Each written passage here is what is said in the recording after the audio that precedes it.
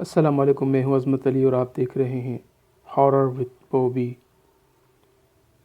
امید ہے آپ سب خیریت سے ہوں گے۔ اللہ پاک آپ کی تمام نیک جائز خواہشات کو پورا فرمائے۔ آئیے آج کی کہانی سٹارٹ کرتے ہیں۔ یہ تب کی بات ہے جب میں 9 سال کی تھی۔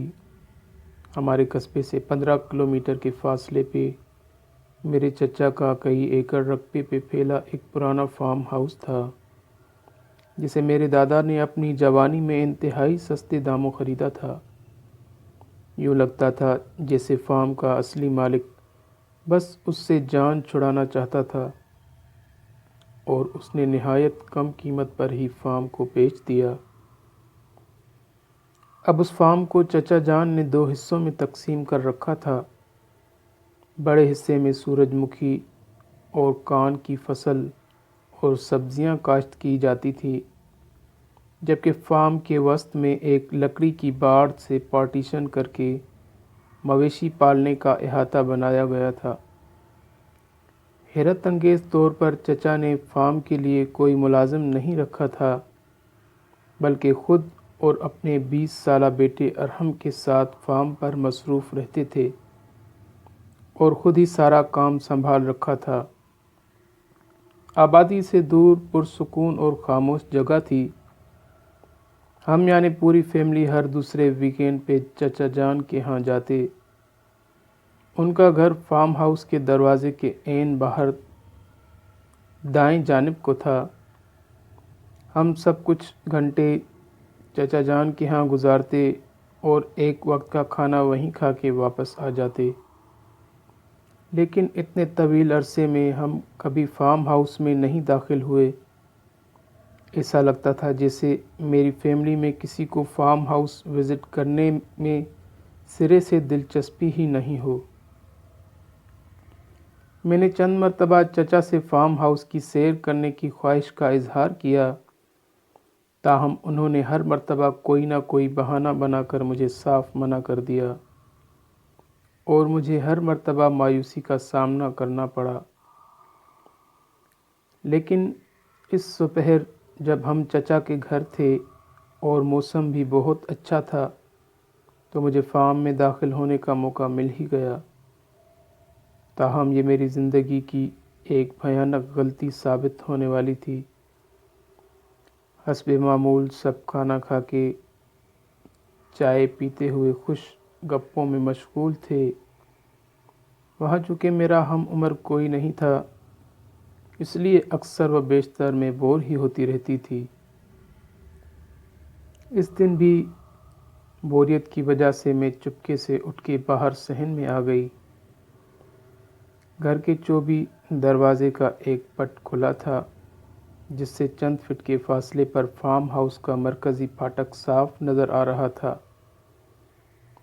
اور اس دن اس پھاٹک کے باہر سے وہ بھاری تالا نظر نہیں آ رہا تھا جو اکثر و بیشتر وہاں لگا رہتا تھا۔ میں نے ادھر ادھر دیکھا اور کسی کو بھی اپنی طرف متوجہ نہ پایا، پھر خاموشی سے گھر سے باہر قدم رکھ دیا۔ باہر جاتے ہی میں تجسس اور ایکسائٹمنٹ کے ساتھ فارم ہاؤس کے پھاٹک کی طرف بڑھی اور پھاٹک پر پہنچ کے دروازے کو دھکیلا، لیکن وہ بھاری دروازے اپنی جگہ سے ٹس سے مس نہ ہوا۔ میں نے دونوں ہاتھوں سے پورا زور لگا کر اسے اندر کی جانب دھکیلنے کی کوشش کی، اور بمشکل تمام دروازہ اتنا سا کھل پایا کہ میں سکڑ سمٹ کر اندر داخل ہو سکوں۔ چند لمحوں میں فارم کے اندر تھی۔ واو! فارم پر سورج مکھی کی لہلہاتی فصل اور زرد پھولوں کا سمندر دیکھ کر میں بے اختیار میرے منہ سے ستائشی فقرے جاری ہو گئے۔ بھلا اتنی خوبصورت جگہ کو کوئی کیوں چھپا کے رکھنا چاہے گا؟ میں نے سورج مکھی کی فصل کے بیجوں کو دیکھا اور اس کے بیچوں بیچ بنی پگڈنڈی پر آگے بڑھتے ہوئے سوچا۔ فارم پر ایک گہری خاموشی طاری تھی، جس میں محض وقتاً فوقتاً پرندوں کی چہچہاہٹ ہی سنائی دیتی تھی۔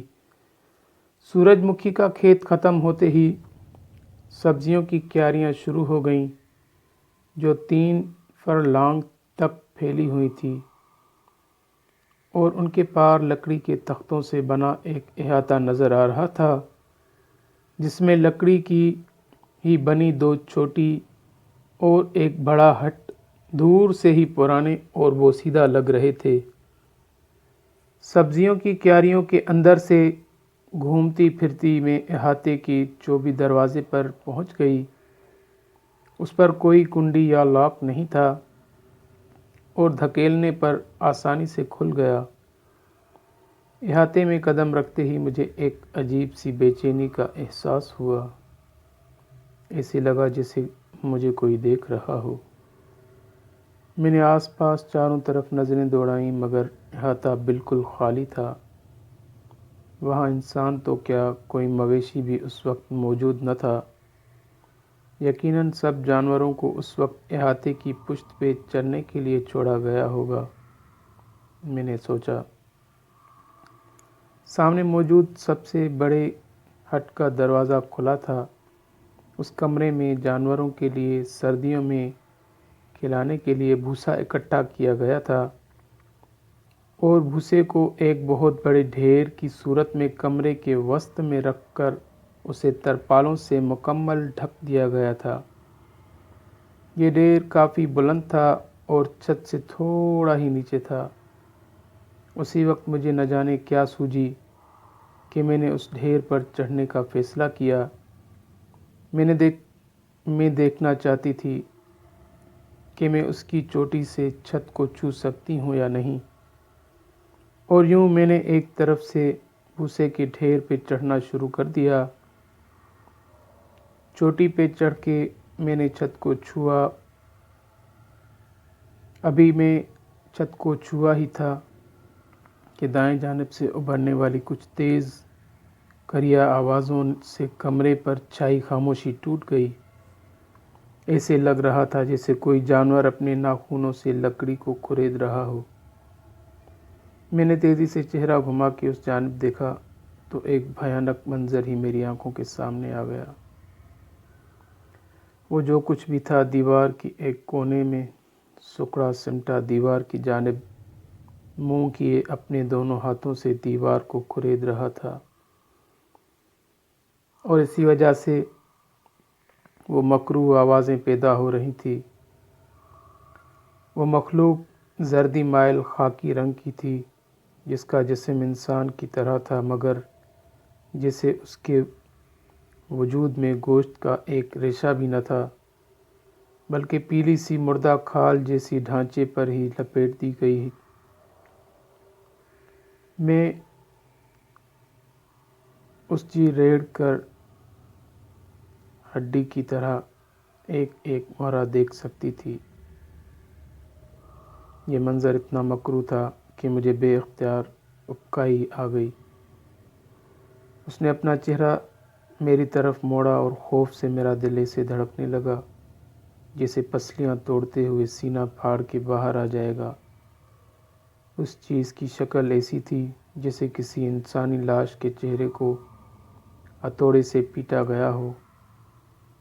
میں نے اپنے وجود کے ایک ایک خلیے کی طاقت اپنی ٹانگوں میں مجتمع کی اور جتنا تیزی سے ممکن تھا ڈھیر کے دوسری طرف اترتے ہوئے بیرونی دروازے کی طرف بھاگی۔ میں پشت پر کسی کے ہانپنے جیسی آوازیں سنتی رہی جو کہ قریب ہوتی جا رہی تھیں۔ مجھے صاف ظاہر تھا کہ وہ جو کچھ بھی میرا پیچھا کر رہا تھا، میں نے پوری طاقت صرف کرتے ہوئے اپنے بھاگنے کی رفتار کو مزید بڑھا دیا اور چند لمحوں ہی میں سبزیوں کی کیاریوں کو پار کر کے سورج مکھی کے کھیت میں داخل ہو چکی تھی۔ مجھے اب بھی اپنی پشت پر ہانپنے اور غرانے کی آواز سنائی دے رہی تھی۔ میرا رخ فارم ہاؤس کے مرکزی گیٹ کی طرف تھا۔ بس پہنچ گئی، میں نے بھاگتے ہوئے سوچا۔ لیکن جیسے ہی میں سورج مکھی کے کھیت سے نکلی میرا پیر بری طرح سے رپٹا اور میں منہ کے بل زمین پر گری اور بمشکل 3 سیکنڈ میں وہ مخلوق میرے سر پہ تھی۔ میں نے خوف سے آنکھیں بھینچ لیں۔ اب غرانے کی آواز کے ساتھ اس مخلوق کے یک ٹھنڈی سانس مجھے گردن کی پشت پر محسوس ہو رہی تھی۔ مرکزی گیٹ بند تھا۔ مجھے اپنی موت کا یقین ہو چکا تھا۔ تبھی مجھے کسی کتے کے بری طرح سے بھونکنے اور غرانے کی آواز آئی اور ایسا لگا جیسے کسی چیز نے میرے اوپر سے دوسری جانب چھلانگ لگائی ہو۔ یہ چچا جان کا کتا سیکٹو تھا جو نہ جانے کس وقت فارم میں آیا تھا۔ اس نے ہی مجھے نامعلوم مخلوق کے شکنجے میں دیکھ کر اس پر چھلانگ لگائی تھی اور اسے رگیدتا ہوا سورج مکھی کے کھیت کے اندر جا گرا۔ کتے کے بری طرح سے غرانے کی آوازوں کے ساتھ فصل ایسے ہل رہی تھی جیسے 2 درندے آپس میں ٹکرا گئے ہوں۔ میں ہمت کر کے اٹھی اور بے تحاشا مرکزی گیٹ کی طرف بھاگی۔ میں گیٹ پر پہنچی ہی تھی کہ گیٹ کھل گیا۔ چچا اور پاپا فارم میں داخل ہوئے، جو شاید مجھے غائب دیکھ کر اور پھر کتے کے غرانے کی آوازیں سن کر فارم ہاؤس کی طرف بھاگے آئے۔ میں بہت بری طرح سے گھبرائی ہوئی تھی اور مجھ پہ سکتہ طاری ہو گیا تھا۔ مجھے فوراً واپس چاچو کے گھر میں پہنچا دیا گیا، جہاں میرے ہوش بحال ہونے میں کافی دیر لگ گئی۔ تب میرے قریب تھے اور سب ہی میری حالت پر پریشان دکھائی دے رہے تھے۔ میری حالت قدرے سنبھلی تو پاپا نے مجھ سے پوچھنے کی کوشش کی کہ فارم میں مجھ پہ کیا آفت ٹوٹ پڑی۔ میں چند لمحے خاموش رہی، پھر ہمت کر کے بولنا شروع کیا اور سب کو بتانے کی کوشش کی کہ فارم میں مجھ پر کسی انجان مخلوق نے حملہ کیا تھا اور میرا تعاقب کیا وہ میرے سر پر پہنچ چکی تھی جب سیکٹو نے اس پر حملہ کر کے اس سے میری جان بچائی۔ اس سے پہلے کہ میں کچھ اور بولتی اور اس مخلوق کا حلیہ بیان کرتی، چچا جان نے میری بات کاٹ دی اور بولے، ارے بیٹا، یقیناً وہ کوئی لومڑ ہوگا۔ اس علاقے میں لومڑ اکثر نظر آ جاتے ہیں۔ گھبرانے کی کوئی بات نہیں، آج تک لومڑ کے حملے سے کسی انسان کی موت نہیں ہوئی۔ اس علاقے میں بہت سے لومڑ ہیں۔ میں جانتی تھی کہ وہ لومڑ نہیں تھا بلکہ ایک خوفناک عفریت تھا، مگر چاچو کی اس بات پر میں خاموش ہو گئی اور ہم گھر واپسی کے لیے نکل پڑے۔ اگلے دن کا سورج طلوع ہوا تو میرے دل سے رہا سہا خوف بھی جاتا رہا اور یہ سب محض ایک ڈراؤنے خواب جیسا لگنے لگا، اور چند دن میں واقعی یہ سونے لگی کہ کہیں واقعتاً ایسے تو نہیں کہ وہ مخلوق دراصل ایک لومڑ یا کوئی اور مقامی جانور ہو جسے میں تنہائی، خوف اور کمرے میں روشنی کم ہونے کی وجہ سے ڈراؤنا عفریت سمجھ بیٹھی ہوں۔ یوں ہی چند ہفتوں میں بات آئی گئی ہو گئی۔ 1 ماہ گزر گیا اور میں اس واقعے کو تقریباً فراموش ہی کر چکی تھی کہ گھر میں پھر سے سب کا چچا جی کے یہاں جانے کا پروگرام بننے لگا۔ ایک لمحے میں بری طرح سے جھجکی، لیکن پھر یہ سوچتے ہوئے ساتھ جانے کو تیار ہو گئی کہ اب بھول کر بھی فارم کا رخ نہیں کروں گی۔ اس طرح ہم چاچو کے گھر کی طرف روانہ ہو گئے۔ گاڑی سے اترنے کے بعد میں نے فارم ہاؤس کی طرف ایک نظر دیکھا بھی نہیں اور اس سے نظریں چراتے ہوئے سب کے ساتھ چاچو کے گھر پہنچ گئی۔ سب کچھ ایک دم نارمل تھا، گویا وہ واقعہ سبھی کو بھول چکا ہو۔ میں چچا کے گھر سب سے ملنے کے بعد کچن میں چلی گئی، جہاں چچی کوکنگ میں مصروف تھیں۔ انہوں نے حسب معمول مجھے پیار کیا اور حال احوال پوچھا۔ بیٹا، اوپر جاؤ اور اسٹور روم سے اس میں چینی بھر لاؤ، آنٹی نے مجھے ایک جار پکڑاتے ہوئے کہا۔ میں نے جار پکڑی۔ 24 سیڑھیاں چڑھتے ہوئے دوسری منزل پر پہنچی۔ اسٹور روم گیلری کے اختتام پر تھا۔ گیلری میں نیم تاریکی کا سما تھا۔ میں نے اسٹور روم کا دروازہ کھولا اور اندر داخل ہوئی۔ چینی سے بھری پیٹی سامنے ہی پڑی تھی۔ میں اسے کھول کر جار میں چینی بھرنے لگی۔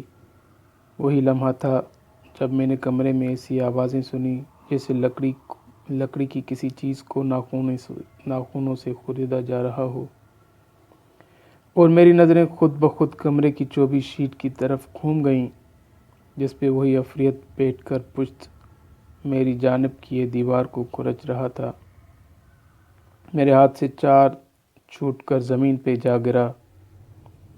نہیں، پھر سے نہیں۔ میں نے چیخنے کی کوشش کی لیکن میری آواز نے میرا ساتھ نہ دیا۔ مجھے اس سے محسوس ہوا جیسے میرے جسم میں جان نہ رہی ہو۔ میں نے پلٹ کر دروازے کی طرف بڑھنا چاہا تو مجھے لگا جیسے میرے قدم من کے ہو چکے ہوں۔ تبھی میں نے اسے شیٹ سے اترتے دیکھا۔ میں نے جسم کا پورا زور صرف کرتے ہوئے خود کو دروازے کی طرف دھکیلا اور دروازے سے ٹکرائی۔ دروازہ کھل گیا اور میں ایسے زمین پہ گر گئی کہ میرا آدھا جسم کمرے میں اور آدھا گیلری میں تھا۔ تبھی مجھے کسی نے بازو سے پکڑ کے جھٹکے سے اپنی طرف کھینچ لیا اور میرے حلق سے چیخ نکل گئی، بیٹا گھبراؤ نہیں، یہ میں ہوں۔ میرے کانوں میں چاچو کی آواز پڑی اور میری جان میں جان آئی۔ چاچو نہ جانے کب اوپر آئے تھے اور انہوں نے مجھے دروازے سے باہر گرتے دیکھا تو بازو سے پکڑ کے باہر اپنی طرف کھینچ لیا۔ اب چاچو کی نظریں اسٹور کے اندر کا جائزہ لے رہی تھیں اور ان کے چہرے پہ خوف و فکر کے ملے جلے تاثرات تھے۔